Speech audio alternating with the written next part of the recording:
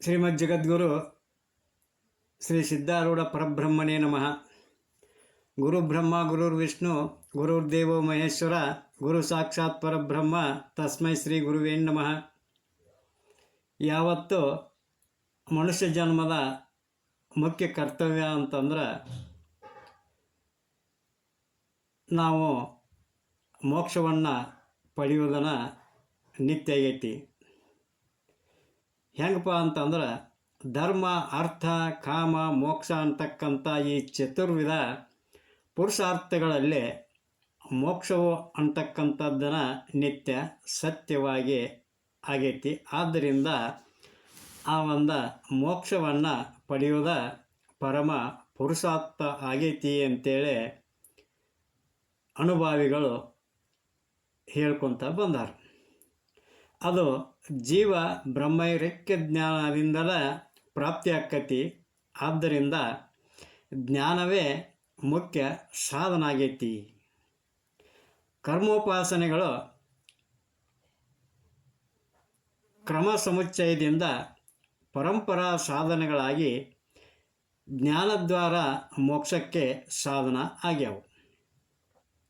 ಆದ್ದರಿಂದ ಜ್ಞಾನದೈವತ್ತು ಕೈವಲ್ಯಂ ನಾಣ್ಯ ಪಂಥ ವಿದ್ಯತೆ ಅಂದ್ರೆ ಮೋಕ್ಷ ಅನ್ನುವಂಥದ್ದು ಕರ್ಮೋಪಾಸನೆ ಮಾಡೋದರಿಂದ ಆಗೋದಿಲ್ಲ, ಅದು ಜ್ಞಾನದಿಂದಲೇ ಆಕ್ಕತಿ ಅನ್ನುವಂಥ ಒಂದು ವಿಚಾರವನ್ನು ಅಲ್ಲದ ಜ್ಞಾನವೊಂದನ್ನು ಬಿಟ್ಟ ಮೋಕ್ಷಕ್ಕೆ ಬೇರೆ ಯಾವುದೇ ಸಾಧನೆಗಳು ಇಲ್ಲ ಅಂಥೇಳಿ ಶ್ರುತಿಗಳು ಹೇಳ್ತಾವೆ.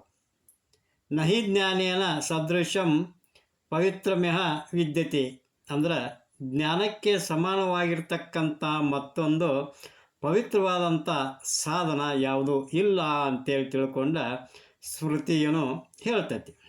ಅಂಥ ಒಂದು ಪ್ರಯೋಜನಾತ್ಮಕ ಜ್ಞಾನ ಪ್ರಾಪ್ತಿ ಮಾಡಿಕೊಳ್ಳುವುದನ್ನು ಬಿಟ್ಟು ನಾವು ಇಹಪರ ಭೋಗ ಸುಖಕ್ಕಾಗಿ ಅನೇಕ ಲೌಕಿಕ ವೈದಿಕ ದೃಷ್ಟಾದೃಷ್ಟ ಸಾಧನೆಗಳನ್ನು ಮಾಡಕತ್ತಿರ್ತೀವಿ. ಅಂದ್ರೆ ಅತ್ಯಂತ ದುಃಖ ನಿವೃತ್ತಿ ಆಗದ ಅಧಿಕ ದುಃಖಗಳ ಪ್ರಾಪ್ತಿಯೇ ಇದರಿಂದ ಆಕ್ಕತಿ.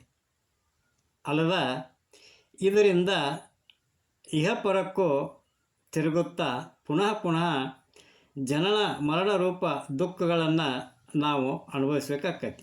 ಹೆಂಗಪ್ಪ ಅಂತಂದ್ರೆ ಕಡು ಬಡತನದಲ್ಲಿರ್ತಕ್ಕಂಥ ಒಬ್ಬ ವ್ಯಕ್ತಿ ಆ ಬಡತನದ ದುಃಖವನ್ನು ಸಹಿಸಲಾರ್ದ ಹೆಂಗಾದರೂ ಪ್ರಯತ್ನ ಮಾಡಿ ಈ ಬಡತನವನ್ನು ಈ ದಾರಿದ್ರ್ಯವನ್ನು ಪರಿಹಾರ ಮಾಡ್ಕೋಬೇಕು ಅಂತ ತಿಳ್ಕೊಂಡ ಅವ ಅಡ್ಡದಾರಿ ಹಿಡ್ದ ಕಳುವು ಮಾಡೋಕ್ಕೆ ಪ್ರಯತ್ನ ಮಾಡಾಕತ್ತಿದ ಅಂತಂದ್ರೆ ಅವ ಇನ್ನೂ ಹೆಚ್ಚಿನ ದಾರಿದ್ರ್ಯವನ್ನು ಅಂದ್ರೆ ದುಃಖವನ್ನು ಅನುಭವಿಸ್ತಾನಲ್ಲದ ಒಂದು ಸೆರೆಮನೆ ವಾಸದ ದುಃಖವನ್ನು ಇನ್ನೂ ಹೆಚ್ಚಾಗಿ ಹೆಂಗೆ ಅನುಭವಿಸ್ಬೇಕಾಕತ್ತೋ ಹಂಗೆ ಅಜ್ಞಾನಿಯಾದಂಥವರು ಈ ಮೂಲ ದುಃಖವನ್ನು ಕಳೆಯದೆ ಪುನಃ ಪುನಃ ಸಂಸಾರ ಸಂಬಂಧವಾಗಿರ್ತಕ್ಕಂಥ ಧನಾದಿ ನಷ್ಟ ಕಷ್ಟ ಪುತ್ರ ಪೌತ್ರಾದಿ ವಿಯೋಗ ದುಃಖಗಳನ್ನು ಅನುಭವಿಸ್ಬೇಕಾಕತಿ. ಮತ್ತು ಅದತ್ತ ದೋಷೇನ ದರಿದ್ರೋ ಭವಿಷ್ಯತಿ. ಅರ್ಥೇನಪ್ಪ ಅಂತಂದ್ರೆ ಜನ್ಮ ಜನ್ಮಾಂತರದೊಳಗೆ ಅಂದ್ರೆ ಹಿಂದಿನ ಜನ್ಮದೊಳಗೆ ದಾನ ಧರ್ಮ ಮಾಡಲಾರ್ದ ನಾವು ಜೀವಿಸ್ಕೊಂಡು ಬಂದೇವಿ ಅಂತೇಳಿ ತಿಳ್ಕೊಂಡನ ಈ ಮನುಷ್ಯ ಜನ್ಮದೊಳಗೆ ನಾವು ಬಡವರಾಗಿ ಅಂದ್ರೆ ಎಲ್ಲದರಿಂದಲೂ ದರಿದ್ರರಾಗಿ ಹುಡ್ತೇವೆ ಅಂತಕ್ಕಂಥ ಒಂದು ನೀತಿ ವಾಕ್ಯನೂ ಐತಿ. ಅದಕ್ಕೆ ಈ ದಾರಿದ್ರ್ಯ ದುಃಖದ ನಿವೃತ್ತಿಗಾಗಿ ಈ ಜನ್ಮದೊಳಗೆ ಹೆಂಗಾದರೂ ಮಾಡಿ ಸ್ಥಿತಸ್ಯ ಗತಿಶ್ಚಿಂತನೀಯ ಅಂತೇಳಿ ಅಂತಂದ್ರೆ ಇದ್ದದ್ರೊಳಗನ ಅಂದ್ರೆ ಈ ಮಾನವ ಜನ್ಮಕ್ಕೆ ಬಂದಂಥ ನಾವುಗಳು ನಮಗ ಭೋಗ ಭಾಗ್ಯದೊಳಗೆ ಏನು ಸಿರಿ ಸಂಪತ್ತು ಏನು ನಮಗೆ ಸಿಕ್ಕೈತಿಲ್ಲ ಇದರೊಳಗನ ಗತಿಯನ್ನು ನಾವು ಕಾಣಬೇಕಾಕತಿ ಅಂತಕ್ಕಂಥ ಒಂದು ನ್ಯಾಯಾನುಸಾರವಾಗಿರ್ತಕ್ಕಂಥ ಮಾತನ್ನು ನಾವಿಲ್ಲೇ ನೆನಪಿಟ್ಕೋಬೇಕಾಕೈತಿ. ಅದರೊಳಗನ ದಾನ ಧರ್ಮಗಳನ್ನು ಮಾಡೋಕೆ ನಾವು ಪ್ರಯತ್ನ ಮಾಡ್ಬೇಕಾಕೈತಿ. ಹಿಂಗೆ ನಾವು ದಾನ ಧರ್ಮಾದಿಗಳನ್ನು ಮಾಡೋದರಿಂದ ಮುಂದಿನ ಜನ್ಮಕ್ಕಾದ್ರೂ ಈ ಮನುಷ್ಯ ಜನ್ಮದೊಳಗೆ ನಾವು ಬಂದ್ರೆ ಶ್ರೀಮಂತರಾಗಿ ಹುಟ್ಟಬಹುದು ಅಂತೇಳಿ ಹೇಳ್ತಾರೆ. ಹೆಂಗೆ ಈ ಜೀವ ಅಂದ್ರೆ ಈ ಮನುಷ್ಯ ತನ್ನ ಸ್ವರೂಪವನ್ನು ಜ್ಞಾನದಿಂದಲೇ ತಿಳ್ಕೋಬೇಕು ಅಂತೇಳಿ ಇಲ್ಲೇ ಹೇಳ್ತಾರೆ.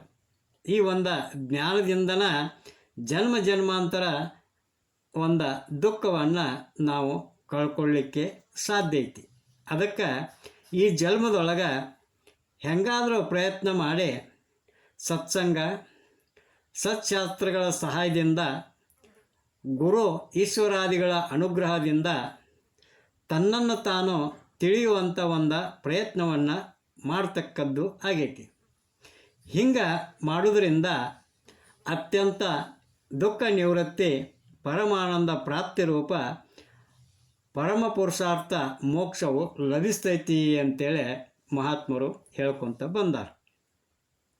ಆದ್ದರಿಂದ ಈ ಒಂದು ಕಾರ್ಯವನ್ನು ಮಾಡುವುದನ್ನು ಮನುಷ್ಯನ ಮುಖ್ಯ ಕರ್ತವ್ಯ ಅಂತೇಳಿ ಹೇಳ್ಯಾರ. ಜಂತೂನಾಂ ನರಜನ್ಮ ದುರ್ಲಭಂ ಅಂತೇಳಿ ಹೇಳ್ತಾರೆ. ಅಂದ್ರೆ 84 ಲಕ್ಷ ಜೀವರಾಶಿಯೊಳಗೂ ಈ ಒಂದು ಮನುಷ್ಯ ಜನ್ಮ ಅನ್ನುವಂಥದ್ದು ಭಾಳ ದುರ್ಬಲ ಆಗೈತಿ. ಅದಕ್ಕೆ ಮನುಷ್ಯ ಕುಲದ ಜನನದ ಲಾಭವಾವುದು ಅಂತಂದ್ರೆ ಆ ನಾರೆಂದು ತಿಳಿಯುವುದು, ತಳುವುದೇ ಮಾಳ್ಪದಾವುದು ಭವಹರಣ ಅಂತಕ್ಕಂಥ ಮೊದಲಾದ ವಾಕ್ಯಗಳಿಂದ ಸತ್ಪುರುಷರು ಸದ್ಗುರುಗಳು ನಮಗೆ ಉಪದೇಶವನ್ನು ಮಾಡ್ಕೊತ ಬಂದಾರ. ಹಿಂಗಿದ್ರೂ ನಾವು ಜ್ಞಾನ ಪ್ರಾಪ್ತಿ ಮಾಡಿಕೊಳ್ಳೋದನ್ನು ಬಿಟ್ಟ ವಿಷಯ ಪ್ರಾಪ್ತಿ ಉಪಾಯವನ್ನು ಕೈಕೊಂಡ ನಮ್ಮ ಆಯುಷ್ಯವನ್ನು ವ್ಯರ್ಥವಾಗಿ ಕಳೆದು ಬಿಡ್ತೇವೆ. ಇದರಿಂದ ನಮ್ಮ ಅನರ್ಥವನ್ನು ನಾವೇ ಮಾಡಿಕೊಂಡಂಗೆ ಆಕ್ಕೈತಿ. ಮತ್ತು ಅಲ್ಪಶ್ಚ ಕಾಲ ಭವಶ್ಚ ವಿದ್ಯಾ ಅಂತಕ್ಕಂಥ ವಾಕ್ಯದಂಗೆ ಈ ಮನುಷ್ಯ ಜನ್ಮದ ಆಯುಷ್ ಅಂತಕ್ಕಂಥದ್ದು ಕ್ಷಣಿಕ ಆಗೈತಿ, ಕಿಂಚಿತ್ತಾಗೈತಿ. ಆದ್ರೆ ನಾವು ತಿಳ್ಕೋಬೇಕಾದಂಥ ಶಾಸ್ತ್ರಗಳು ಅನೇಕ ಅದಾವು. ಹೆಂಗಪ್ಪ ಅಂತಂದ್ರೆ ಸಮುದ್ರದ ಜಲ ಅಪಾರವಾಗಿದ್ರೂ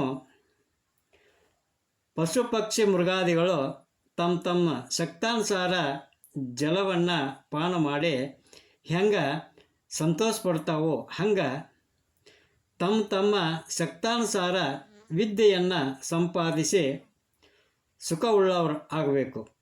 ಆದ್ದರಿಂದ ಈ ಒಂದು ಗ್ರಂಥಕರ್ತರಾಗಿರ್ತಕ್ಕಂಥ ಮನ್ಯಜೀವನ ಶಿವಯೋಗಿ ಯೋಗೀಶ್ವರ್ಯರು ಸಕಲ ಗ್ರಂಥಗಳ ಸಾರಭೂತವಾದ ಈ ಪರಮಾಣು ಭವಬೋಧೆ ಅಂತಕ್ಕಂಥ ಒಂದು ಮಹದ್ ಗ್ರಂಥವನ್ನು ರಚನೆಯನ್ನು ಮಾಡಿಕೊಂಡಾರ. ಈ ಕಲಿಯುಗದೊಳಗೆ ಜನರು ಅಲ್ಪಾಯುಷ್ಯರಾಗಿ ಕಷ್ಟಾನ್ನ ಜೀವಿಗಳಾಕ್ಕಾರು ಅಂತೇಳಿ ತಿಳ್ಕೊಂಡ ಅಲ್ಪ ಕಾಲದಲ್ಲಿಯೇ ಅನಾಯಾಸವಾಗಿ ಸ್ವಲ್ಪ ಜ್ಞಾನ ಸಂಪನ್ನರಾಗಿ ಮೋಕ್ಷವನ್ನು ಹೊಂದಲಿ ಅಂತಕ್ಕಂಥ ಒಂದು ಅಭಿಪ್ರಾಯವನ್ನು ಈ ಒಂದು ಸದ್ಗುರು ನಿಜಗಿನ ಶಿವಯೋಗಿಗಳು ಈ ಗ್ರಂಥವನ್ನು ಸರ್ವಜ್ಞ ದೃಷ್ಟಿಯಿಂದ ರಚನೆಯನ್ನು ಮಾಡ್ಯಾರು. ಇಂಥ ಒಂದು ಗ್ರಂಥವನ್ನು ಶ್ರೀಯಾಂಶಿ ಬಹುವಿಜ್ಞಾನಿ ಅಂತಕ್ಕಂಥ ವಾಕ್ಯದಂತೆ ಅನೇಕ ವಿಘ್ನಗಳು ಬಂದರೂ ಕೂಡ ಧೀರನಾದಂಥ ಪುರುಷ ಧೈರ್ಯವನ್ನು ತಾಳ್ಕೊಂಡ ಯೋಗಕ್ಷೇಮಕ್ಕಾಗಿ ಜ್ಞಾನ ಪ್ರಾಪ್ತಿ ರೂಪ ಶ್ರವಣ ಮನನ ನಿಧಿಧ್ಯಾಸನಗಳಿಂದ ಬಿಡದೆ ಪ್ರಯತ್ನವನ್ನು ಮಾಡಬೇಕು, ಅದರಿಂದ ಹಿಂದಿರುಗಬಾರ್ದು ಅಂತೇಳಿ ಹೇಳ್ತಾರೆ.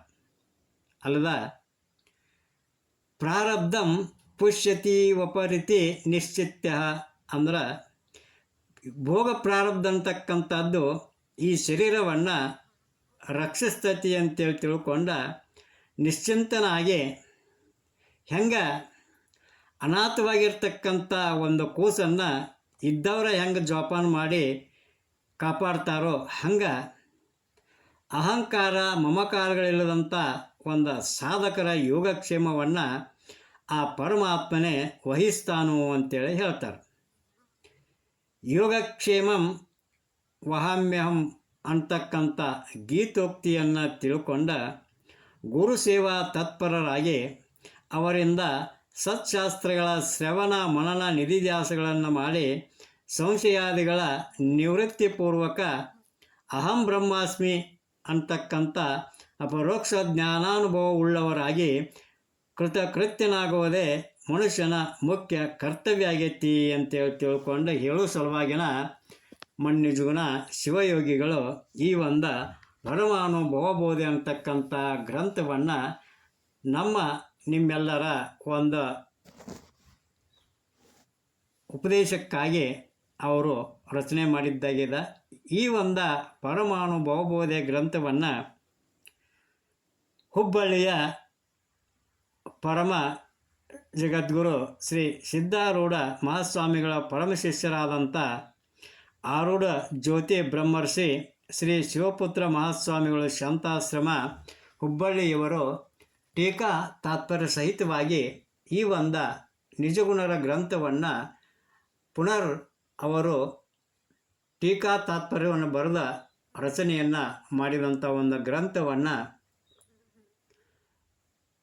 ನಾವೊಬ್ಬರೇ ಓದಿ ಪಠಣ ಮಾಡಿ ಸುಖಿಸುವುದಕ್ಕಿಂತ 4 ಜನ ಈ ಒಂದು ಪಠಣವನ್ನು ಶ್ರವಣ ಮಾಡಿ ಸಂತೋಷ ಪಡಲಿ ಅನ್ನೋ ಉದ್ದೇಶದಿಂದ ನಾಳೆಯಿಂದ ಈ ಒಂದು ಪರಮಾನುಭವ ಬೋಧೆ ಅಂತಕ್ಕಂಥ ಗ್ರಂಥದ 4-5 ವಚನಗಳನ್ನು ಪ್ರತಿದಿನ ಹೇಳ್ತಾ ಕೇಳ್ತಾ ಆನಂದಿಸೋಣ ಅಂತ ಹೇಳ್ತಾ ಇವತ್ತಿನ ಈ ಒಂದು